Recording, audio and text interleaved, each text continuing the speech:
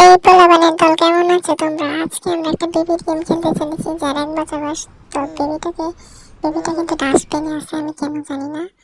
চলো আমি এখন এই ডাস্টবিনের দরজাটা খুলবো। চলো খুলে দেখি কি হয়। আচ্ছা, দরজাটা খুলতে হবে ভাই। চলো দরজাটা খুলে দিই। দরজাটা খুলে দেখছি ও আরেকটা বদমাইশ লোক আসতেছে মনে হয়। একে দেখে বদমাইশ মনে হচ্ছে।